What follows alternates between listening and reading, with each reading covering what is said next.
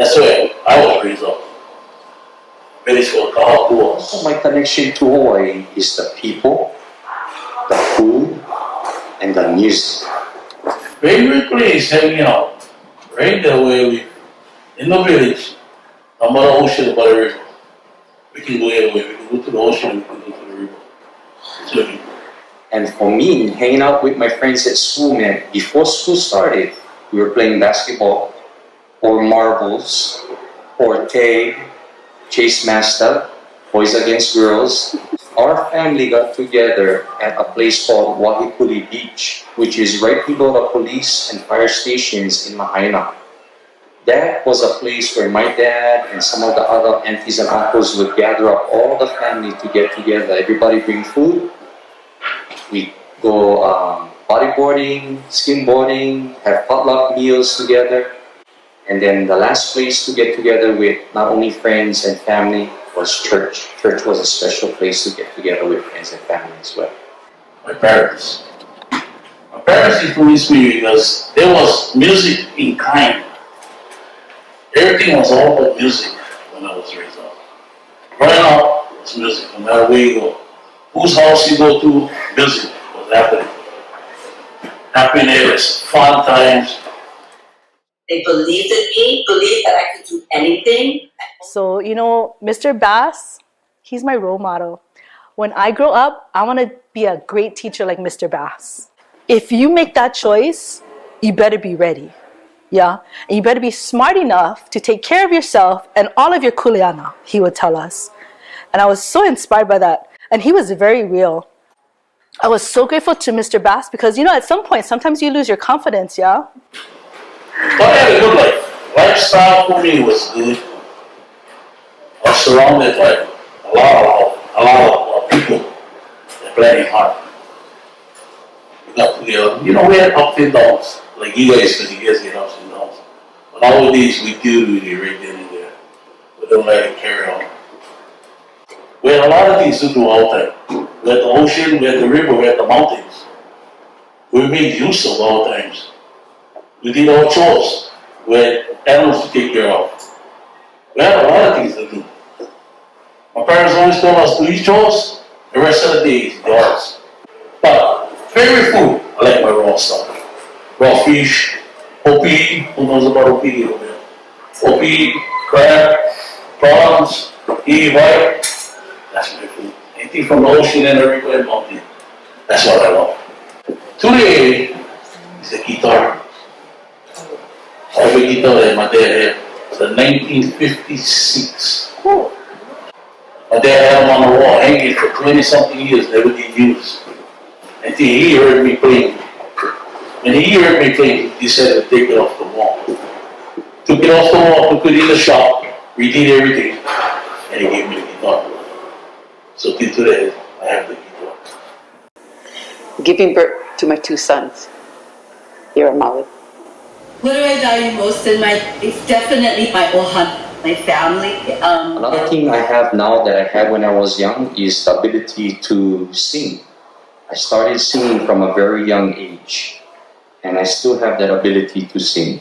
And why do I keep it? I keep it because I found that music brings a lot of healing to people. It brings a lot of fun to people.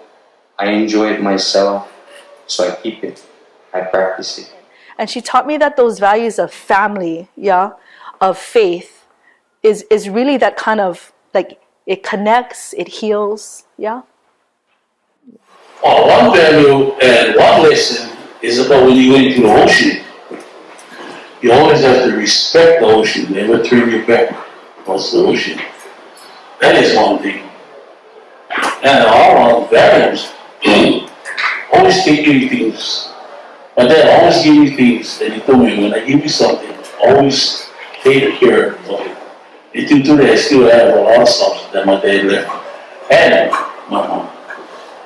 Everyone took care of each other, right? So that word malama, we really saw it come to life. Sometimes the truth is hard, but when you really get to understand what the truth is, it really does help, yeah? Love, mercy, walk humbly with your God. And the things that I was sharing with you the other day about loving the other and finding peace. I think that quote goes really well, because to seek justice doesn't mean that you're trying to seek for your own justice. That people do justice for you, and you have to get your justice from other people, but that you're seeking to do the right thing, that you're seeking to be just, like to be pono. And love mercy means that to be merciful, because when you make a mistake, you want people to be merciful to you. So when people make a mistake, that you can show them mercy and love, and walk humbly with your God. Well, to be humble, because you cannot love the other, you cannot forgive if you have a lot of pride. You have to be humble in order to do those things, but you will be much happier. And then the other question I wanted to add to was, somebody asked me about advice or legacy, and I thought, and one thing of advice that I would want to say to you guys is take the road less traveled, because especially in today's society, there's there's a lot of things going on social media, and people might pull you in the direction to do things that you're not supposed to do, that you know are wrong to do, that go against what your family believes and what their values are, and that it's okay not to follow the crowd. You don't have to go with the trend. You can walk your own path and be proud. And if people are going to cancel you because you're walking your own path and you're not going with the crowd, then that's okay, because you're doing what's the best for you, and that's what's going to make you happy. So, There's a scar that I have on my arm, and it was a puka. When I was 6th grade, just like you folks, I went fishing out by the Nakalele Lighthouse with Uncle Ken. Went fishing for Ininu. Nice day. Me, Uncle Ken, 2 other kids. Out of nowhere, one big wave came, hit all us down. So I had a puka in my arm, blood coming out, pukas all in my knees, because you know what the rocks are like that in that area? They're like lava rocks. This is the cliff area by Nakalele Lighthouse. Nakalele Lighthouse is in between Kahapulua village, where Uncle John lives, and Kapalua. Okay, it's way out there. Now that I'm an adult, 50 years old, I work hard, but when I find time to play, I play really hard as well. My failures, that helps me to learn how to make adjustments and corrections in order to succeed. It helped me learn of what not to do. My successes, in those times I've learned to continue along that path. I've also learned that it's important to be humble. Definitely, ikaʻolelo no keola, ikaʻolelo no kamake. It's a reminder to all of us to choose our words wisely. And thankful, even in your successes. I had some ups and downs during my days. I mean, today you guys get away with a lot of stuff. All these we had no choice. It's either you do it or you want to get it. And that back then is discipline. Today it's a different story. Another rough patch I can remember in my life as an adult is when I lost my father. My father died too young, in my opinion.